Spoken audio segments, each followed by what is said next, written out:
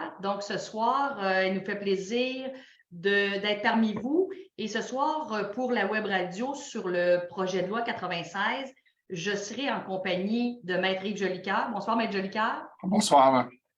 Je serai aussi en compagnie d'une amie, une collègue de travail, Madame Élise Beauchesne, présidente de Condo Stratégie, mon Dieu, présidente de Solutions Condo. Ah, il y a des rumeurs peut-être de fusion entre les deux entreprises. Non, on va dépeler les rumeurs, mais bonjour Valérie, ça me fait plaisir d'être là. Je me suis présentée, fait que là, dès qu'on a le même titre, j'ai dit bon, ben go. Alors, ce soir, et aussi, je tiens à préciser qu'Élise est membre, comme moi, de l'association, la QGC, qui est l'Association québécoise des gestionnaires de copropriété, et qu'elle en est la présidente du conseil d'administration. Donc, ce soir, Maître Jolicoeur qui est avec nous, qui est aussi président du RGCQ. Donc, ce soir, on va parler d'un nouveau projet de loi qui s'appelle le projet de loi 96. Je tiens à préciser aussi, désolé, la web radio est une commandite ce soir de Gaudreau Assurance qui sont très présents dans la copropriété, avec une solution pour tous les syndicats, peu importe les défis en assurance de copropriété. Donc, sans plus tarder, nous débutons notre soirée sur la langue française, le projet de loi 96. Et ma première question, pour ouvrir la soirée, est à l'intention de Maître Jolicoeur. Je pense que Maître Jolicoeur pourrait s'assurer que nos auditeurs, administrateurs et copropriétaires en copropriété comprennent bien. J'aimerais ça qu'on revienne sur un petit peu sur un projet de loi. C'est quoi la différence entre un projet de loi? Ça dure combien de temps? Comparativement à une loi, est-ce que c'est sanctionné? Ça ne l'est pas? Pouvez-vous nous faire un petit topo avant qu'on embarque exactement dans le vif du sujet ce soir? Oui, certainement. Dans un premier temps, je pense que dans la population québécoise, lorsqu'on parle de la loi 101, tout le monde associe la loi 101 à la loi sur la langue française. Donc, on a toujours une association, mais il faut savoir qu'à chaque année, il y a une loi 101 qui est présentée à l'Assemblée nationale parce qu'effectivement, on a l'approche législative, c'est que le ministre responsable d'un champ d'activité, l'exemple en matière de langue française ou en matière de justice, va demander la préparation d'un projet de loi qui va être effectivement rédigé par des légistes. Alors, à l'époque du Parti québécois, ça a été le projet de loi 101 qu'on a par la suite donné comme nom la loi 101. Mais on sait très bien que c'est ça qu'une question de numérotation parce que chaque projet de loi a son propre nom. Bon, alors c'est juste une question de numérotation. Comme lorsqu'on parlait du projet de loi 16 pour la réforme du droit de la copropriété, c'était le 16e projet de loi déposé par les caquistes. Donc, c'est une question de numérotation. Donc, on va avoir effectivement, dans le cadre du dépôt, on va faire référence à un projet de loi. Alors, juste un peu pour expliquer comment les choses se font, le ou la ministre demande effectivement la préparation d'un projet de loi. C'est les hauts fonctionnaires avec les légistes qui se mettent à l'écriture. Par la suite, on va déposer le projet de loi pour obtenir les commentaires, généralement, de divers intervenants du milieu, à savoir, on vient de déposer un projet de loi, on aimerait bien avoir vos commentaires. Alors, il va y avoir une période de temps dans laquelle, effectivement, les différents intervenants du milieu vont avoir la possibilité de venir commenter, critiquer, dans le sens critiquer positivement ou négativement, voire même parfois proposer des changements.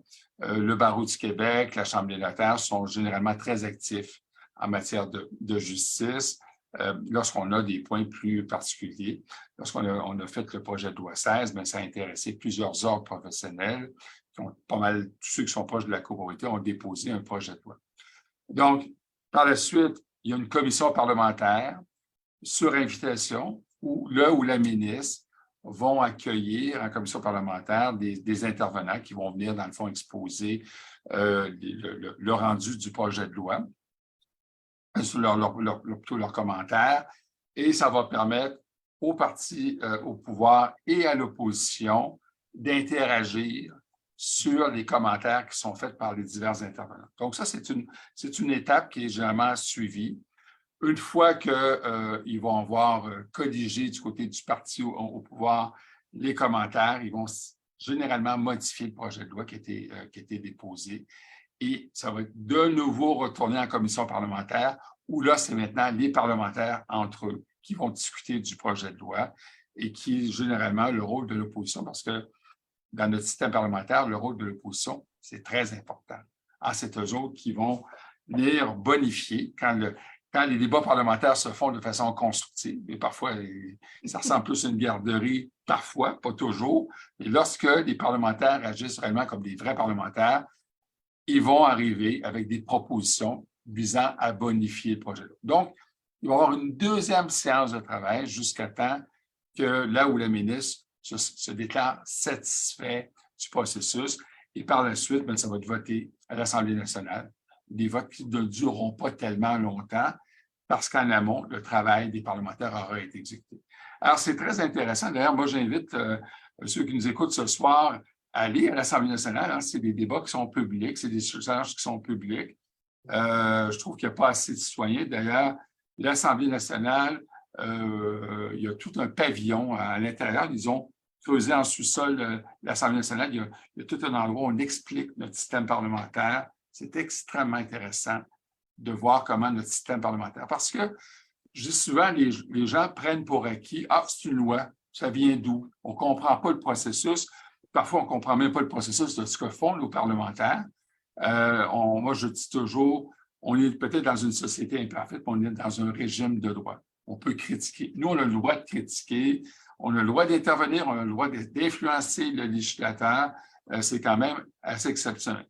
Évidemment, les lois, c'est généralement un processus qui est, entre guillemets, réactionnaire. Pourquoi j'appelle ça réactionnaire? Bien, c'est souvent que les gens ne se déclarent pas satisfaits d'un système législatif, mais c'est très rare qu'on fait une loi en pensant que c'est une bonne idée. C'est généralement de façon réactive à des situations.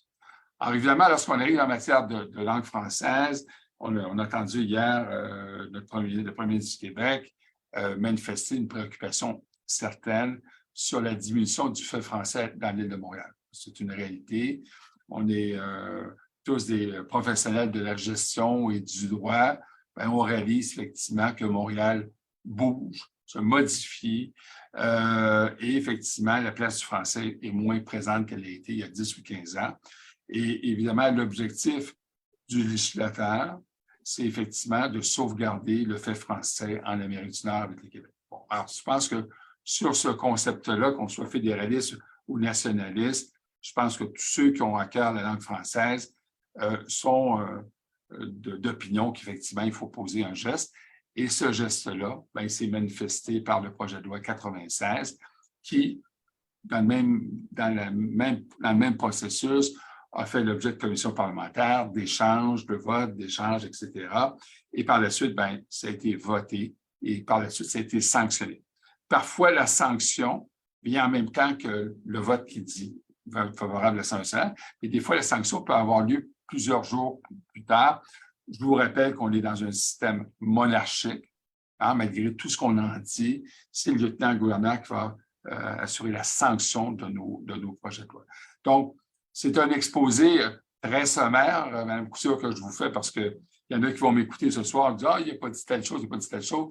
Mais dans le cadre de notre émission, c'est un peu pour résumer, voire même peut-être intéresser les citoyens québécois à notre système parlementaire. Moi, je trouve qu'on devrait prendre plus de temps, ça devrait être enseigné plus à l'école pour voir comment ça fonctionne, notre système démocratique.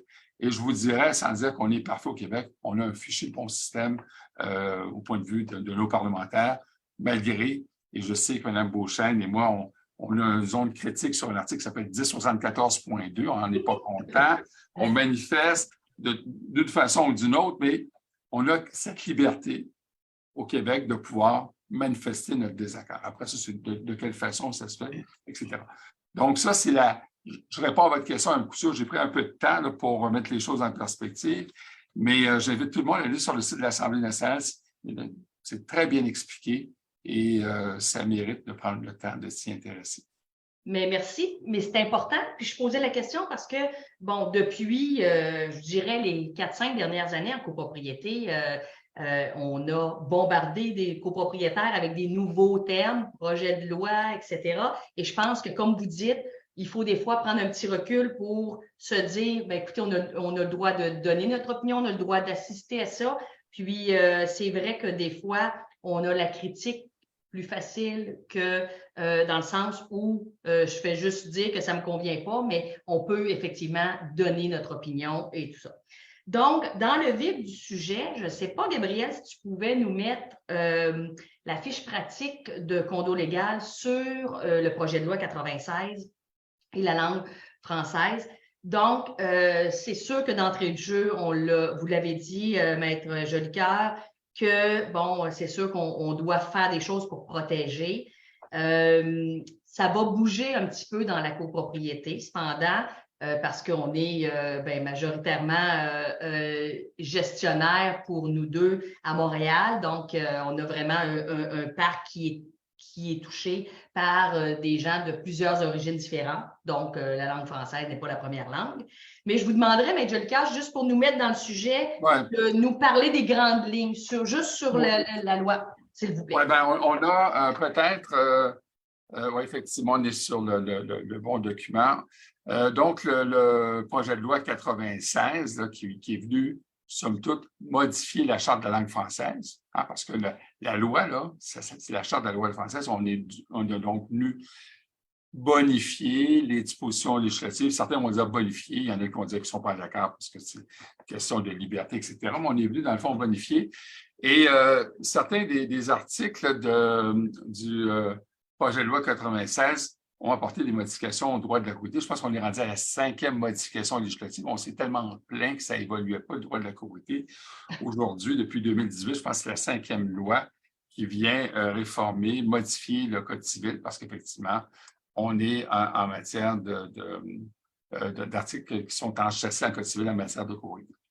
Ben, le premier article, c'est 1060, hein, qui vient préciser le cadre des déclarations de copropriété qui le précise, les déclarations de copropriété et ainsi que les amendements sont présentés exclusivement en français.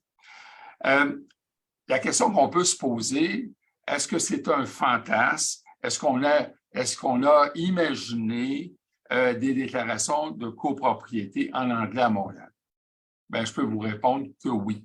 Effectivement, il y a de cela peut-être 1 an ou 2 ans, dans un complexe hôtelier très important, sans le nommer, de Montréal, la déclaration est uniquement en anglais. Alors, évidemment, ça nous interpelle quand même au Québec, en 2021, d'avoir une déclaration unilingue. Ça ne sera plus permis. Et je vous dirais, même celles qui ont été publiées en anglais, même sous les anciennes dispositions avant qu'on ait apporté de modification au projet de 96, la Chambre des notaires du Québec avait émis un bulletin émettant une réserve de publier une déclaration de copropriété de façon purement en anglais. Alors, on peut même se poser la question si ces déclarations-là ne pourraient pas être attaquées au point de vue du vice, compte tenu des commentaires qui ont été faits par la Chambre des notaires bien avant le projet de loi 16. Donc, c'est dire que les déclarations dorénavant ne pourront plus être présentées pour fin de publication. Ça va être refusé, ça, c'est en anglais, mais il faut comprendre aussi que les modifications apportées à l'acte constitutif et l'état descriptif des fractions, hein, donc ce sont les 2 sections. Je vous rappelle que lorsqu'on veut modifier, c'est une majorité renforcée que ça prend. On parle de 10,97, donc les 3/4. Mais on se rappelle aussi que ce type de modification nécessite que ce soit reçu devant notaire et par la force des choses, publié au registre foncier. Donc, on ne pourra plus faire ce genre de modification à ces 2 sections de la déclaration de copropriété. Et je vous rappelle là, que c'est comme je vous dis, on en a vu. Alors, évidemment, on va voir parfois des déclarations qui initialement avaient été rédigées en anglais. Les actes d'amendement devront être dorénavant faits en français. Donc, on voit très bien là, ce qui a été mis en surligné jaune sur la fiche pratique exclusivement en français. C'est relativement clair. Et ça touche évidemment deux sections de la déclaration de copropriété, l'acte constitutif et l'état descriptif. Mais quant aux modifications au règlement d'immeuble, on précise également que ces modifications doivent être apportées exclusivement en français. Donc, lorsqu'on va voter en assemblée, que ce soit des modifications à ces trois sections-là, les textes sur lesquels on doit voter devront être impérativement en langue française, la langue de Molière. Bon, on verra tout à l'heure le volet du caractère opérationnel avec vous, Mme Couture, avec vous, Mme Beauchesne, dire, ben oui, c'est bien beau, la loi dit ça, mais qu'est-ce qu'on fait? Moi, je vais vous décliner le droit, et après ça, je trouve ça très intéressant de dire, ben, dans votre gestion au quotidien, comment les choses se déclinent. Bon. Ça, c'est vrai pour les déclarations de propriété, mais également tout ce qui est en amont de la copropriété, l'établissement de la copropriété, c'est-à-dire le processus de mise en marché, tout va devoir se faire en français. Et l'article 55, la Charte de la langue française, prévoit dorénavant que les contrats préliminaires, c'est-à-dire les contrats qui doivent être signés par les consommateurs avec un promoteur immobilier avec un cadre législatif relativement bien précis, ça devrait être fait en français. Également, le contrat préliminaire doit impérativement être accompagné d'une note d'information qui explique essentiellement toutes les modalités attachées au projet, un résumé de la déclaration de copropriété, le nom de l'architecte, le nombre d'unités, etc. Tout le volet de la communication attaché à la mise en marché devra être fait en français. Donc, effectivement, c'est refermé. Donc, on dit également, rappelons que le contrat préliminaire est l'avant-contrat par lequel le constructeur d'un immeuble s'oblige à vendre à une personne physique, nécessite effectivement un contrat préliminaire. Alors, la question qui se pose, si c'est la vente d'une unité commerciale, est-ce que les règles s'appliquent? Je ne suis pas sûr que ça s'applique, mais je sais que dans les contrats de consommation, ça devra se faire. Bon, maintenant, il reste que les syndicats tiennent des registres. Oui. Les registres qui, on le sait tous, sont relativement importants. Hein? On dit que le registre de propriété, c'est la mémoire de la copropriété. Alors, 1070.1.1 est introduit par le projet de loi 96. On commence à en avoir des points, parce qu'on n'a plus de place pour un point vert. Bien, on prévoit dorénavant les documents composant un registre et ceux qui sont transmis aux copropriétaires devront être rédigés en français. Transmis. Ce qu'on envoie, c'est en français. Alors là, vous allez devoir réfléchir, vous, comme gestionnaire, comment vous allez gérer ça. Mais tout ce qu'on communique, c'est en français. Est-ce qu'on peut communiquer une version bilingue sans enfreindre la loi? La question est ouverte. Mais après ça, on verra le caractère pratico-pratique de la réalité. Alors, et c'est aussi vrai pour la langue française qu'en mandarin. Et qu'en mandarin, en fait, ce n'est pas la langue anglaise qui est visée, c'est tout type de langue, parce que la réalité de Montréal, on le sait, puis encore là, je vais vous donner la chance de bien vous expliquer un peu c'est quoi le profil de la communauté de la copropriété à Montréal. Elle ne ressemble pas tout à fait la même qu'au Saguenay. Là. On est dans deux mondes. Alors là, évidemment, j'ai reproduit le texte. On dit le registre de documents tenus à disposition des copropriétaires ainsi que tout document rédigé par le syndicat d'intention doivent être rédigés en français. Je pense que c'est très clair. Oui. Et l'Office de la langue française veille à l'application du premier alinéa comme s'il s'agissait d'une disposition de la Charte de la langue française. Alors là, attention, parce qu'il y a des sanctions, et des sanctions pas mal salées. Alors là, je vous ai fait état de deux types de sanctions. La première sanction, c'est la sanction pénale. Alors, on parle ici d'amende qui se situe entre 700 et 7 000 $ pour les personnes physiques, mais compte tenu qu'on est des personnes morales, les syndicats, la caisse est plus lourde à porter. On parle de 3 000 et 30 000. Excusez-moi l'expression, je ne le dirai pas. Il y en a qui diraient c'est du cash, mais nous sommes attachés à la langue de Molière, c'est beaucoup d'argent. C'est ça. Alors, voilà pour le volet de la sanction pénale. Et on dit que les montants minimal et maximal de ces amendes prévues sont portés au double pour une première récidive et au triple pour une toute récidive additionnelle. Alors ça peut vider facilement tous les comptes de banque de la copropriété si la mesure n'est pas prise au sérieux.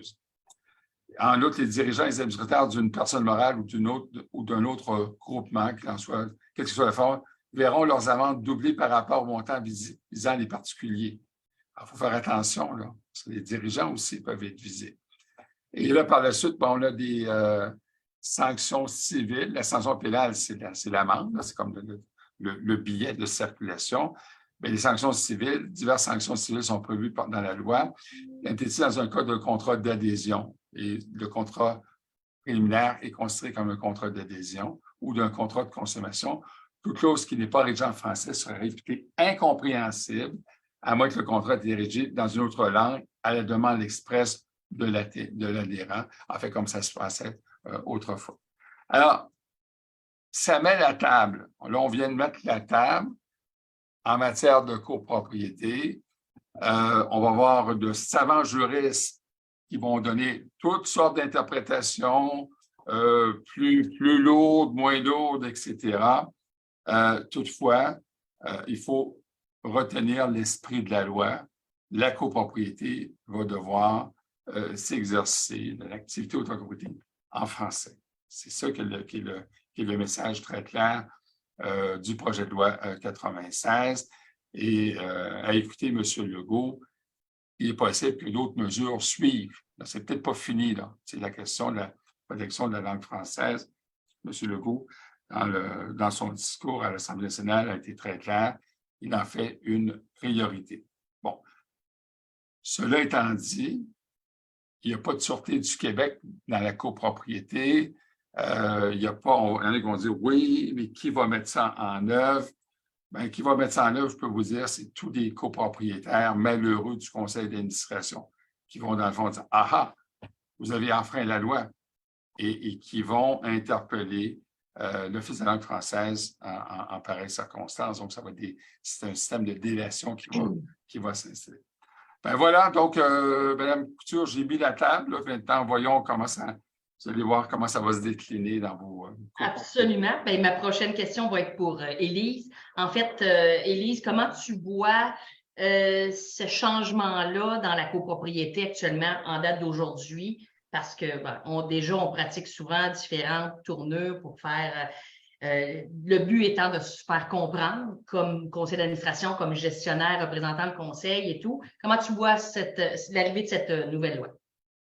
Je pense pas que dans la pratique, ça va changer énormément de choses parce que dans la plupart des immeubles qui ont moindrement un assez grand nombre de copropriétaires, il y a toujours des gens qui sont francophones. Donc, évidemment, on produit toujours les documents minimalement en français, que ce soit en général pour les assemblées, il n'y a pas d'ambiguïté sur la chose. Après ça, parfois, pour la tenue des réunions du conseil d'administration, il peut arriver que dans certains immeubles qui sont vraiment beaucoup plus anglophones, en fait, le conseil va être entièrement anglophone. Donc, à ce moment-là, on produisait les documents en anglais.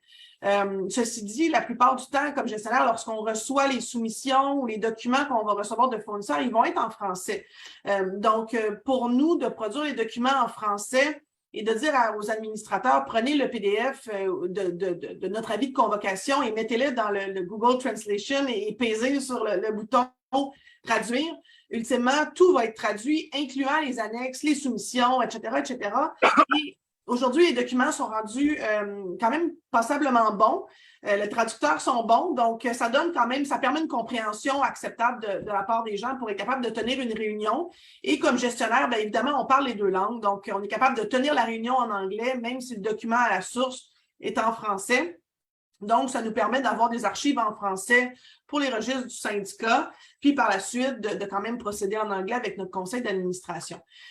Ceci dit, moi, je suis d'avis que dans les réunions, de plus en plus dans les grandes tours, on faisait de la traduction en anglais lors des assemblées parce qu'il y a une forte proportion de clientèle qui parle anglais. Et on a également de plus en plus au centre-ville, notamment, la communauté asiatique est quand même très présente. Et donc, M. Jelka, vous avez parlé du mandarin. Donc, c'est parfois, même parfois, on va voir des traducteurs simultanés en mandarin. Donc, on est même rendu en gestion à traduire des mémos en mandarin pour permettre la compréhension, pour que ça fonctionne bien dans le bâtiment. Donc, je pense que toutes ces choses-là, ça ne changera pas nécessairement grand-chose dans le quotidien parce qu'il reste qu'il faut se servir de son gros bon sens, en fait, pour opérer les immeubles. Et ça, on va le faire dans la langue que les gens parlent pour se faire comprendre en définitive. Et oui, c'est sûr que s'il faut produire des documents en français, on va le faire comme on le faisait déjà par le passé. Donc, du côté de la gestion, j'y vois pas nécessairement énormément de changements. Moi, j'ai plus perçu les changements au moment où on va, les actes de vente pour les notaires ou ce genre de choses-là, ou les documents préliminaires lors de la vente, là, mais ça vient moins toucher, je dirais, l'exploitation de l'immeuble ou l'opération de l'immeuble à proprement parler. C'est évident que quand on parle comme tu dis, de transactions, c'est sûr que ça vient toucher une portion et effectivement, le but, c'est de se faire comprendre parce que si on veut que la communauté, le syndicat de copropriété fonctionne, que les gens respectent la déclaration, ben, il faut la faire comprendre, il faut l'expliquer, il faut prendre tous les moyens possibles pour que nos copropriétaires comprennent quand on demande une chose. Naturellement, c'est sûr que ça va peut-être toucher plus certains syndicats de copropriété parce qu'il y en a qui avaient peut-être l'habitude justement de fonctionner plus en anglais. Peut-être aussi que ça touche peut-être des fois des syndicats qui sont pas en gestion, peut-être, Élie, tu pourras me corriger, là, mais des fois, il y a des syndicats où est-ce que le conseil est en anglophone dans une région plus anglophone de l'île ou tout ça, et avait l'habitude de fonctionner en anglais puis de rédiger ça en anglais. Peut-être que pour eux, ça va être un plus grand changement parce que c'est sûr que quand on a un gestionnaire qui, effectivement, peut rédiger en anglais et en français. On parle de ces deux langues-là, mais on a touché le mandarin. On pourrait toucher aussi des langues plus latines et tout ça. Ça nous arrive aussi des fois d'être obligé de traduire pour que ce soit dans la langue du copropriétaire, qu'on rend bien compte que ça fait 6 fois qu'on écrit puis ça touche pas. Donc, c'est sûr que ça peut toucher plus moi, je pense, plus les copropriétés peut-être en autonome qui étaient en anglais et tout ça. Est-ce que ça touche les affiches dans nos copropriétés? Est-ce que j'arrive avec un point? C'est un très bon point. Puis nous, on a des syndicats de copropriété qui étaient plus dans l'est de l'île ou Rosemont, tout ça, qui pour eux avaient une sensibilité déjà très grande au fait que les affiches soient exclusivement en français. On ne peut même pas les mettre bilingues, en fait, les affiches. Pour eux, c'était vraiment important que ça soit exclusivement en français. Parfois, on va avoir fait des compromis en disant on va mettre le français plus gros, puis on va mettre quand même l'anglais en plus petit, parce que ultimement, comme on vient de dire, il faut que les gens comprennent. Le but de mettre l'affiche, c'est d'avoir la compréhension. Donc, c'est sûr que si on ne met pas dans les deux langues, ben, ça peut poser problème. Donc, est-ce qu'il va falloir y aller plus avec des pictogrammes? Encore davantage, il y a des choses que par pictogramme, c'est peut-être pas si évident à exprimer non plus, là. Mais oui, écoute, ça, j'ai l'impression qu'il va falloir voir venir un petit peu les choses. Mais tu sais, je pense qu'il y a une question de tolérance aussi là-dedans. Puis, mon impression, tantôt, tu faisais référence au syndicat en gestion autonome. Moi, mon impression, c'est que ça va causer plus de bisbilles, en fait, dans les petites copropriétés, quand ils sont 3, 4, 5, 6, moins de 10, là, des 8 unités, où là, ça donne qu'ils sont, mettons, 7 personnes anglophones ou qui parlent plus l'anglais. Puis là, il y en a un francophone, en fait, qui, lui, finit par... il s'en contentait parce que, bon, il s'était permis. Mais là, n'étant plus permis, ben, peut-être qu'il va dire, ben, moi, je le veux en français. Donc là, le débat de qui paye pour la traduction, il va peut-être avoir lieu, ça va peut-être créer un petit peu de chicane, mais je pense que quand même, il reste qu'on est au Québec, puis c'est sûr que je suis quand même d'avis que tout le monde devrait savoir parler les deux langues, mais il faudrait savoir parler aussi le français. Donc, il y a un effort à faire, je pense, de la part des gens qui ont plus de facilité en anglais, pour au moins avoir une certaine compréhension de la langue française, mais de part et d'autre aussi. Hein, c'est plutôt rare aujourd'hui que quelqu'un va parler que le français. Donc, je pense que l'effort doit être des deux côtés, là, en fait. Moi, mon expérience sur le terrain, c'est mon vécu, là, avec les conseils d'administration, avec les anglophones, c'est que généralement, là, il y a une volonté chez les anglophones de pouvoir parler français, puis il y en a qui en sont très fiers. Et moi, je pense que lorsqu'on a un anglophone autour de nous qui s'en fait une fierté de parler français, mais laissez-lui la chance de parler en français, là, parce que n'essayez pas d'être gentil, de parler en anglais quand madame ou monsieur font un effort de parler en français. Moi, par contre, mes expériences, j'ai des cas où j'ai des clients qui, c'est pas qu'ils veulent pas, mais ils peuvent pas. Ça rentre pas. La langue de Molière ne sort pas de la bouche. Alors, c'est là qu'effectivement, il faut peut-être se rappeler une chose, c'est que le bien vivre ensemble, c'est important dans la copropriété. Puis ça, c'est un peu ce qu'un Beauchesne soulève, c'est que si dans la communication, on n'y arrive plus à expliquer c'est quoi le bien vivre ensemble, ben on va voir des gens qui vont se désintéresser, parfois qui vont même être réfractaires à avoir un intérêt pour la collectivité. Donc, il y a une question de dosage. C'est sûr que la communication, parce que moi, le texte que je dis, c'est qu'elle doit être faite en français.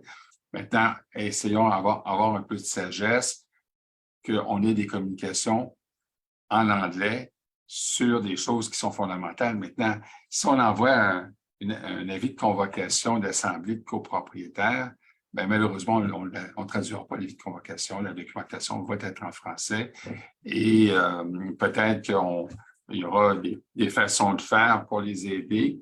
Je pense que l'idée d'un traducteur Google et non pas un Google Translator, un traducteur Google, attention, qu'est-ce qu'on dit ce soir?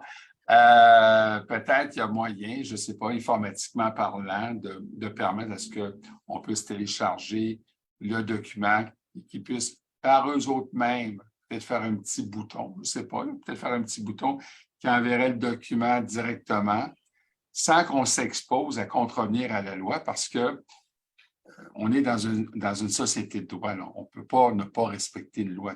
Moi, je ne peux pas, moi, comme avocat, qu'elle me plaise ou qu'elle ne me plaise pas, la loi, dire aux gens, ben là, c'est pas si grave que ça. Ça ne m'est pas permis de dire ça comme membre du barreau du Québec. On peut parfois en contester la validité d'une loi, ça, c'est autre chose. Mais de dire, je ne respecte pas la loi, on ne peut pas. Et les gestionnaires ne peuvent pas dire, on ne respecte pas la loi. L'avocat ne peut pas dire, on ne respecte pas la loi. On est tenu de la respecter. Mais il y aura peut-être des techniques que les administrateurs ce soir pourront réfléchir pour qu'effectivement un document, je ne sais pas, là je lance l'idée, peut-être que je te parle à travers mon chapeau, qu'un document puisse facilement, de leur propre initiative, aller sur une plateforme de traduction. Et effectivement, aujourd'hui, ces plateformes de traduction sont assez impressionnantes. Là. On fait par des applications, on réussit à traduire ça en mandarin, en roumain.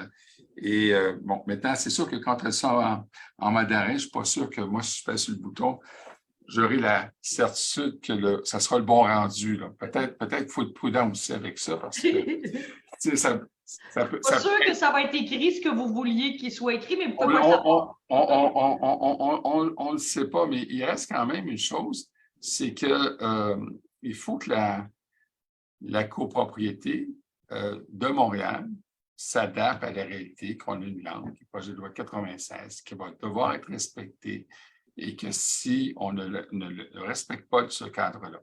Maintenant, moi, j'ai été également témoin de gens qui ont été ostracisés par des gens de la communauté anglophone dans des copropriétés à Westmount. Il y a eu des situations déplorables qui étaient faites par le passé. Ni dans un sens, ni dans l'autre, on doit ostraciser une relation avec un copropriétaire parce qu'il parle soit anglais, soit français. Et d'ailleurs, il faut comprendre qu'il y a des gens qui tiendraient un discours ben toi, tu viens, je ne sais pas, d'Afrique, ben, on n'aime pas les Africains ou on n'aime pas les Anglais. On ne peut pas discriminer. Il y a la Charte des droits et libertés aussi qui protège contre tout geste de discrimination. Alors, donc, il faut être prudent aussi dans notre mode de réaction vis-à-vis de ce cadre législatif. Maintenant, comment ça va se décliner? Est-ce qu'il va y avoir des contestations judiciaires? C'est possible. D'ailleurs, il y a déjà un élément du projet de loi 96 qui est attaqué en justice pour une question de constitutionnalité. Et au-delà de ça, il faut absolument s'adapter. Là, maintenant, on va se poser une question. Nos registres, ça se peut qu'on ait des documents en anglais. Est-ce qu'on doit les traduire? Ça, c'est une autre question qui va se poser. Moi, je pense qu'effectivement, si on a une déclaration de propriété en anglais, il serait prudent d'en avoir une non officielle en français, mais au moins qu'on ait des documents dans la langue de Molière, parce que, encore là, c'était important pour que les gens francophones puissent comprendre ce qui est écrit. Et éventuellement, dans le cadre d'une réécriture, ben, la réécriture va devoir se faire dès lors en français. Merci. Élise, la main levée. Oui, bien, en fait, ce que vous mentionnez, M. Jolicoeur, soulève une question en moi pour faire pour améliorer ma compréhension, en fait, et faire la distinction entre le registre et les documents transmis, en fait. Est-ce qu'un syndicat de copropriété pourrait s'exposer à des enjeux si, l'exemple, il collige la langue de préférence du résident, en fait, du copropriétaire? Donc, si le copropriétaire parle l'anglais, donc dans le registre, on sait qu'il parle l'anglais. Quand on transmet les documents, on les lui transmet en anglais dans son cas, bien qu'au registre, on va avoir la version française et anglaise. Donc, est-ce que à ce moment-là, un syndicat s'expose à des enjeux s'il a transmis un document en anglais ou si le fait qu'il a la version française dans son registre va faire en sorte qu'il est conforme à la loi? Écoutez, une question de lecture, hein? La lecture que je fais, puis écoutez, ça se peut que je me trompe, là, mais la lecture que je fais de ce texte-là, c'est que la communication au copropriétaire va devoir se faire exclusivement en français, même à l'égard anglophone. Et c'est là-dessus que, puisqu'on dématérialise de plus en plus les documents, peut-être qu'il y aura moyen, si on veut mettre la ceinture et la bretelle, on se comprend, parce que peut-être ce que je vous dis soit l'objet d'une contestation. Peut-être qu'il y a des anglophones qui vont dire, écoutez, moi, la langue anglaise, je suis en droit de recevoir mes documents en anglais. Je ne pense pas qu'ils puissent l'exiger. Moi, je ne pense pas qu'un anglophone peut exiger d'avoir un document en anglais. Mais qu'en est-il d'un conseil d'administration qui juge à propos d'envoyer un copropriétaire de 82 ans qui est une langue anglophone un document? Est-ce qu'il commet une infraction? Est-ce qu'il commet une infraction? Alors, on a une partie qui est consentante, qui est le syndicat. On a une personne qui le reçoit qui est consentante, que ce soit en anglais. Est-ce qu'on commet une infraction? Bon, ben, si on lit le texte de loi, oui. Mais, tu sais, je veux dire, ça n'a pas de bon sens. Là, c'est ça. Alors, c'est là qu'on se dit, ben, est-ce que il y aura moyen? Moi, je pense qu'il y a peut-être moyen d'offrir dans la communication une possibilité d'accéder à un module de traduction automatique où ce sera la personne qui posera le geste et non pas le syndicat. Peut-être. Peut-être. Puis peut-être ce que je vous dis ce soir, j'ai tort. Peut-être que les gens vont dire, ben non, il n'y en a pas de problème pour telle raison. Alors, et là, évidemment, l'autre question qui va se poser, mais qui va s'en plaindre? Monsieur de 82 heures reçoit ça quelque chose en anglais, le syndicat l'envoie en anglais. Est-ce que quelqu'un peut aller au registre en disant, on vient de découvrir que M. Smith a reçu un document en anglais? C'est épouvantable. Non, mais tu sais, je veux dire, il y a du monde intense en copropriété. Je pense qu'on les connaît tous. Là. Tout le monde qui sont autour de la table, on en a vu de toutes les couleurs. Mais moi, c'est sûr que dans mon âme d'avocat en copropriété, il faut que les gens comprennent ce qu'on leur communique. Il faut qu'ils comprennent, sinon on a un problème. Et une copropriété, ça doit être le bien-vivre ensemble. Si dans le bien-vivre ensemble, on a une problématique de communication. Mais il y en a qui vont dire, mais c'est bien, M. Jolicoeur, mais qu'est-ce que vous faites de la communauté chinoise? Ça veut dire que ceux-là, il faut leur envoyer en chinois. Puis en chinois, mais quel chinois? Oui, il y a De différents. dialecte chinois. Est-ce qu'on doit commencer, parce que mettons de côté la langue anglaise, on focus actuellement sur la langue anglaise, parce que le texte de loi, il ne parle pas de la langue anglaise. Dans les articles de 1060, il ne parle pas de la langue anglaise. Ça doit être fait en français. Mais est-ce qu'on a cette même sensibilité pour toute autre langue? Ou on le fait juste pour les anglophones? La question va se poser, là. Pourquoi les anglophones, on va le faire, puis pourquoi les Roumains, on ne le fait pas, puis pourquoi on ne le fait pas pour les gens de la communauté asiatique? Écoutez, Montréal, c'est une richesse, je pense, est une ville très multiethnique. Et je pense que c'est intéressant de vivre dans cette réalité. Mais est-ce qu'au Québec, est-ce qu'on doit s'adapter à toutes les langues des gens qui viennent au Québec? Question. Ou au contraire, les gens qui viennent au Québec, sachant qu'on est dans un monde où c'est le fait français, c'est la langue officielle, c'est la langue française, est-ce que c'est ces gens-là qui ne doivent pas s'adapter? En tout cas, c'est des questions qui se posent. C'est des questions sans en faire des affirmations ce soir. Je pense que ça va prendre beaucoup de sagesse, mais sagesse sans exposer le syndicat à des sanctions pénales qui pourraient, dans le fond, faire en sorte qu'il y ait une cotisation spéciale qui va arriver parce que, je vous dis, là, comment ça va fonctionner, ça va être un système d'évaluation. Moi, j'ai des dossiers. Je peux vous dire qu'il y a des gens qui sont extrêmement choqués comment ils ont été traités par la communauté anglophone. C'est des cas rarissimes, ce n'est pas des cas qui sont fréquents. Mais ces gens-là, c'est leur revanche, là. Ces gens-là, ils vont le faire respecter. Ils vont dire, respecter la loi. Et puis voilà. Merci. Élise, tu as une autre question? Oui, ben, en fait, j'ai une autre question pour Maître Jolicoeur. En fait, j'ai compris par le passé que la Charte des droits et libertés avait préséance, en fait, sur la déclaration de copropriété.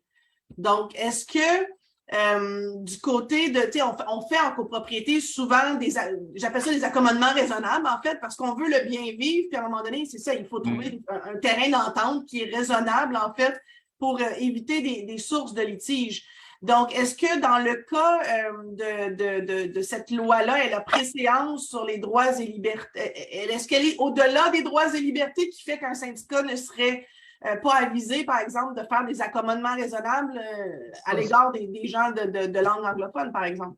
Ou peu importe, la langue anglophone, pour moi, est comme un peu la monnaie d'échange courante pour toutes les autres langues que le français, là, parce que c'est une langue assez commune pour ceux qui ne parlent pas le français, là. Dans un premier temps, la Charte des droits et libertés, elle vise à protéger des droits spécifiquement prévus dans la Charte. On ne parle pas de la langue dans la Charte. Là. On ne parle pas que les gens sont en droit de revendiquer une langue autre que le français. Ce que la Charte dit, c'est qu'on ne peut pas discriminer sur le sexe, l'âge, il y a plusieurs critères, la religion, etc. Mais la langue n'est pas protégée, la langue autre que le français. Donc, à ce moment-là, il n'y a pas de nécessité de faire des accommodements raisonnables pour accommoder des gens qui ne sont pas de langue française.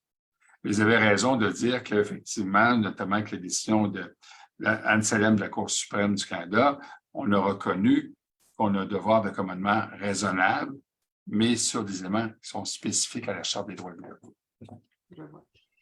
Ça m'amène, j'aimerais ça qu'on parle aussi, ça va toucher un peu peut-être le déroulement des assemblées générales, parce que, bon, des fois, c'est dépendamment du secteur, dépendamment de l'historique de la copropriété qu'on gère, ou Maître Jolicoeur, que vous êtes appelé à présider les assemblées, tout ça. J'aimerais vous entendre tous les deux sur est-ce que ça va changer quelque chose? Est-ce qu'on est à risque de faire une assemblée bilingue?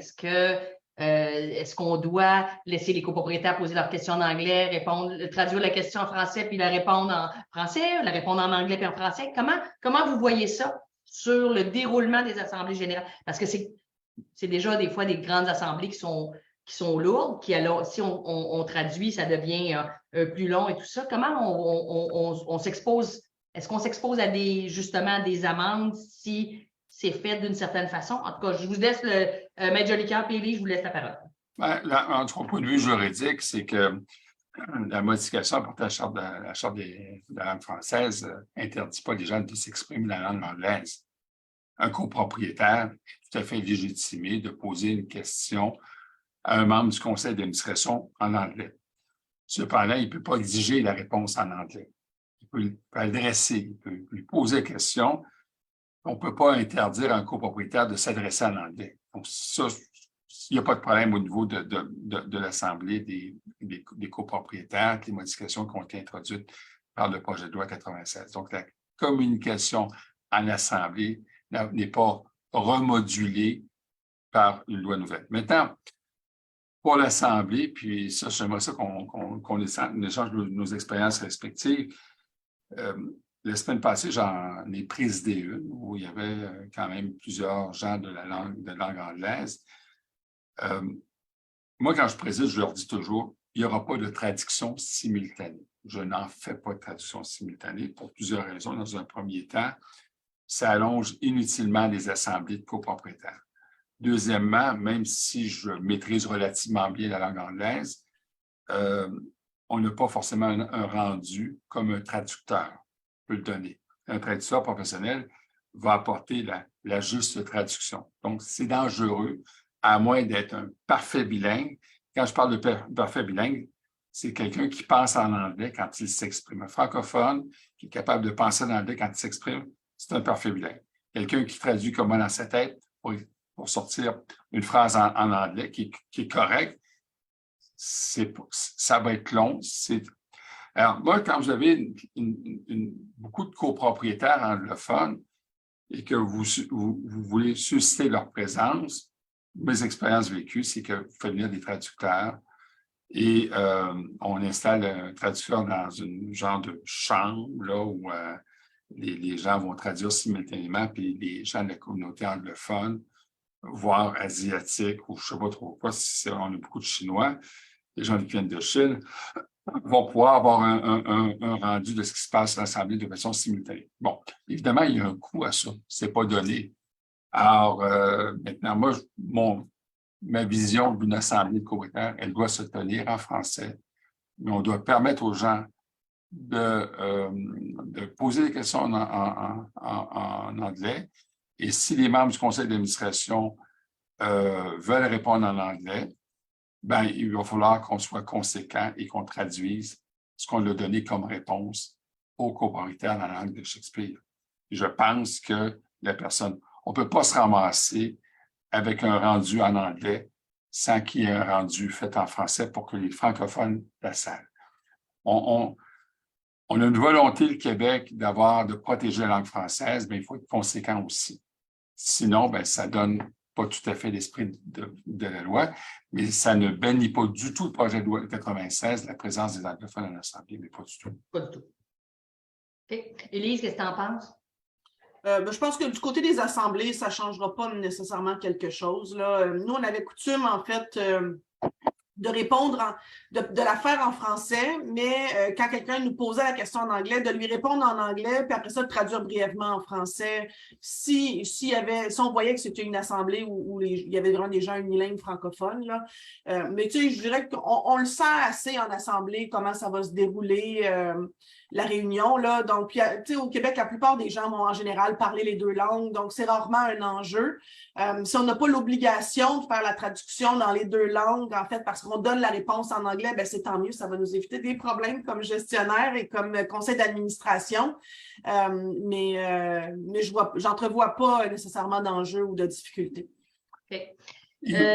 Maître Jolicoeur, si un copropriétaire, vice-versa, on parle de document légal, mise en demeure que le syndicat demande à un avocat de rédiger, où le copropriétaire veut mettre en demeure le syndicat et il envoie une mise en demeure.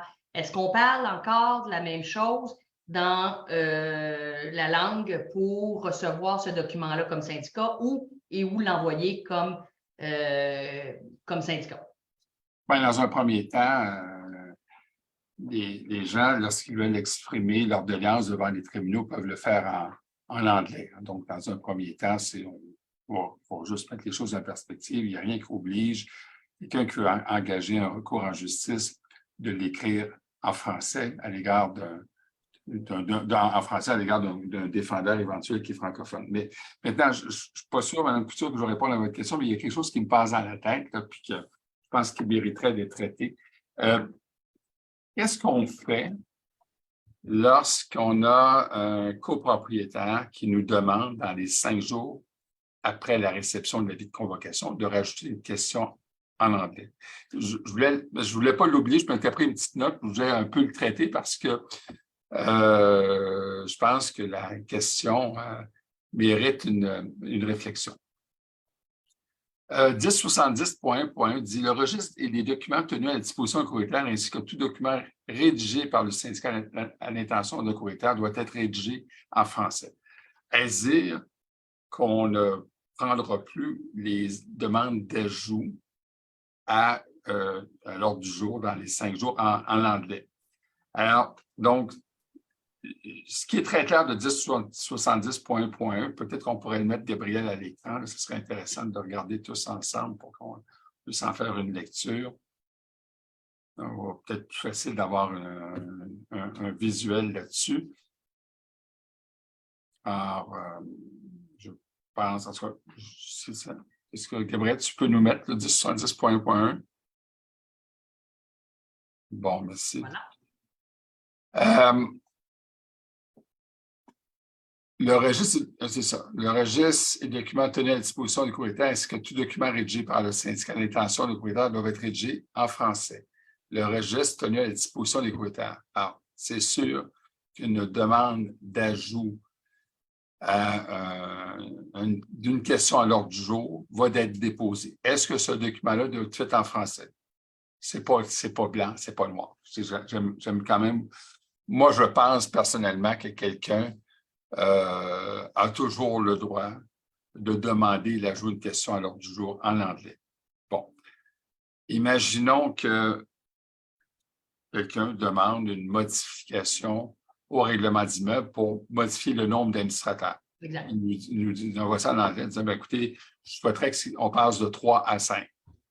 Donc, le syndicat va recevoir la demande d'ajout, question additionnelle, et comme on le sait tous, va devoir communiquer, si on est dans le délai de 5 jours, évidemment, à l'ensemble des copropriétaires un ordre du jour modifié. Et modifié comment? Est-ce qu'on fait dès lors que copier ce que le copropriétaire nous a envoyé en anglais ou sommes-nous tenus de le traduire en français? Bien, quand je regarde les dispositions de 1070.1, il va falloir l'envoyer en français. Parce que tout document rédigé par le syndicat d'intention d'un copropriétaire doit être rédigé en français. Je rédige un document, une demande d'ajout. Je pense que nous, comme syndicat, on va devoir spécifier la demande d'ajout. Bien, je pense que ça va devoir être fait en français. Ça ne sera pas un exercice facile, ça. Parce que quand on traduit, on peut dénaturer le texte. Mais ça, je voulais quand même le signaler là, parce que c'est quelque chose qui est plausible que ça puisse arriver. Et lorsqu'on va répondre au copropriétaire, bien, techniquement parlant, on va lui répondre en français. C'est sûr qu'on va avoir des états de frustration, là. C'est clair. Est-ce que les gens vont suivre la loi? Moi, je doute qu'ils vont suivre la loi sur ces dispositions-là. Je pense que je ne recommande pas ça, mais je pense que le Conseil, avec des gens bilingues, ils vont certainement répondre en anglais en disant on l'a ajouté, on a fait ça. Mais c'est sûr que toute la documentation transmise aux copropriétaires devrait être en français. Je veux juste, il y a quelqu'un qui nous a envoyé, M. Desroches nous a envoyé comme quoi, qu'avec les facilités techniques d'aujourd'hui, on peut envoyer un document en français avec un bouton qui renvoie le lien à la version anglaise qui pourrait être déjà préparée par le syndicat. Donc, effectivement, ça peut exactement ce que vous avez dit, M. Jolicoeur. Ouais, merci, M. Desroches, merci beaucoup parce que des fois, moi, j'ai des bonnes idées, mais je ne sais pas si technologiquement, il y a un rendu. Donc, il va falloir trouver des solutions. Ce n'est pas vrai que cette loi-là doit empêcher la communication.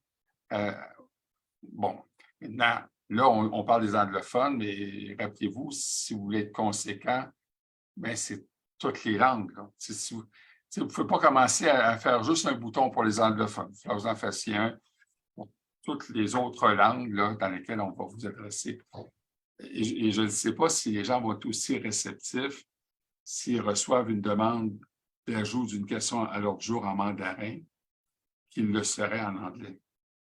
Je ne sais pas. Moi, je pense que poser la question et s'y répondre, je ne penserais pas.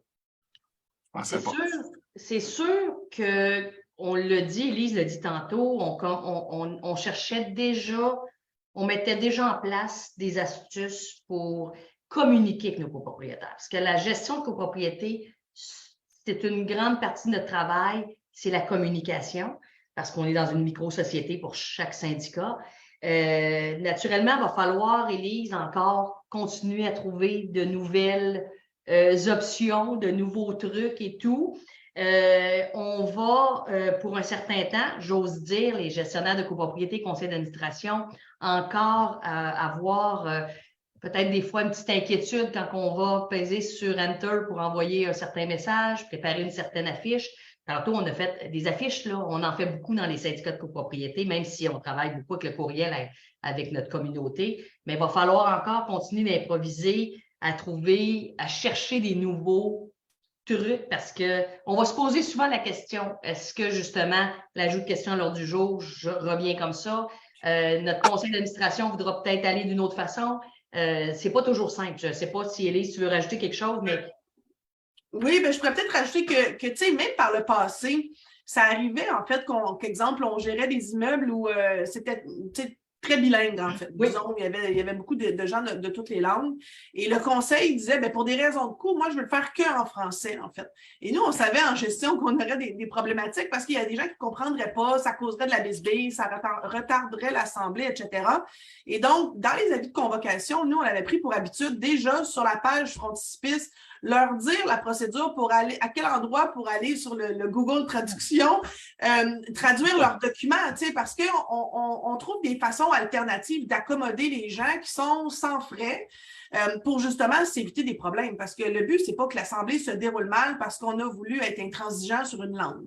Ou qu'elle ne se déroule pas, Élise. Ou qu'elle ne se déroule pas le quorum. Oui, non, exactement. Ou les gens ne viennent pas parce qu'ils disent, ben moi, on ne m'a pas respecté dans ma langue, donc je ne viens pas, puis là, on n'a pas quorum. Donc, à la fin de la journée, moi, je pense que c'est une question d'être raisonnable là-dedans. Là, il y a une loi qui va permettre de le faire en français, je le comprends, mais il reste que, faut, comme j'ai dit au début, faut se servir de sa tête pour que ça aille bien, en fait. Donc, parce que, tu sais, le but, c'est que ça aille bien. En fait, on a une fois une assemblée par année pour faire le point sur les choses qui vont moins bien, trouver des solutions, etc.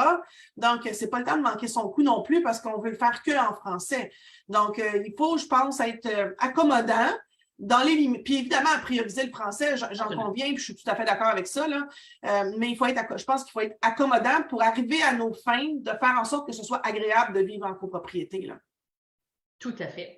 Alors, il est 19h59 sur le mot de la fin d'Élise. Effectivement, on va continuer d'être accommodant. On va travailler très fort pour protéger la langue française, d'appliquer le projet de loi 96 et s'organiser pour que notre collectif en copropriété soit heureux le plus possible. Et je pense qu'effectivement, il y a eu des coquilles de temps en temps, mais je pense que le grand déroulement de la communication en copropriété est très, très bien. Donc, avant de remercier mes deux personnes présentes sur la copropriété, sur la web radio de ce soir, j'aimerais vous inviter à la prochaine web radio qui sera la dernière de 2022. Le 14 décembre prochain, à 19h, il sera question du nouveau livre « Les charges de copropriété, leur recouvrement ». C'est important. C'est un livre qui est très costaud et qui détaille vraiment toutes les situations, qui est écrit par Maître Papineau et Maître Maxime Laflamme-Leblond. Donc, le 14 décembre prochain, nous serons avec vous pour vous présenter le nouveau livre, faire le tour de ça avec les deux maîtres pour nous expliquer leur travail. Donc, merci beaucoup, Élise. C'est un plaisir de t'avoir avec nous ce soir. Élise de Solutions Condo, présidente et directrice générale de Solutions Condo et non pas Condo Stratégiste, et présidente aussi de l'Association québécoise des gestionnaires de copropriété. Maître Jolicoeur, toujours un grand merci de vous avoir avec nous pour démystifier ce nouveau projet de loi. Et merci encore d'avoir été présent à plusieurs reprises en 2022 pour la web radio. Donc, merci à vous tous. Encore, on remercie Gaudreau Assurance pour sa participation et on vous invite le 14 décembre prochain. Merci. Bonne soirée. Merci à tous. Bonne soirée. Bonne soirée.